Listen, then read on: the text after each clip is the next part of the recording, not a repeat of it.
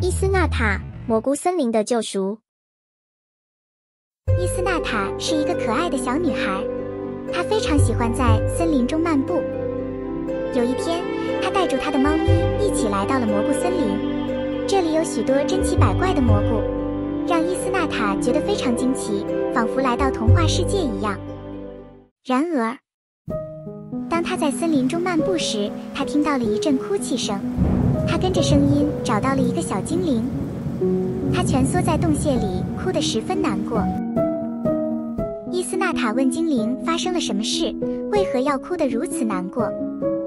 精灵哭着说，有一群坏人来到了蘑菇森林，破坏了家园，夺走了宝物，然后把我们赶了出来。伊斯纳塔听了非常心痛，他决定要帮助精灵恢复他们的家园，让他们重新回到这片美丽的森林中。于是他开始寻找那些坏人，希望能够找回精灵的宝物，并阻止他们继续破坏蘑菇森林。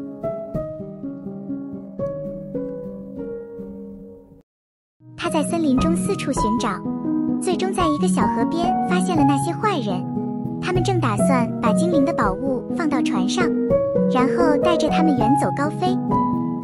伊斯纳塔决定要阻止他们，并拿回属于精灵的宝物。他把他们狠狠教训一顿，然后成功地拿回宝物，准备要跟他的精灵朋友们分享这个好消息。精灵十分感谢伊斯纳塔帮他们找回宝物，也很高兴认识了这样一个朋友。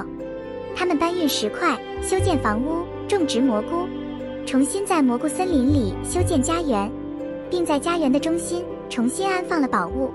经过大家的努力，精灵家园再次变得美丽舒适。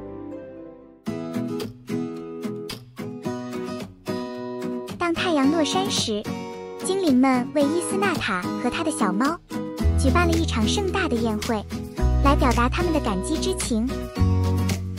他们一起围着蘑菇绕圈圈，一起对着星空歌唱，一边喝着精灵特调蘑菇汤，一边诉说着对未来的憧憬。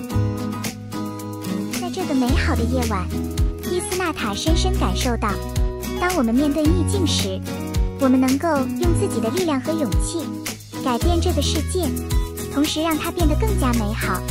这是一件多让人幸福的事呀！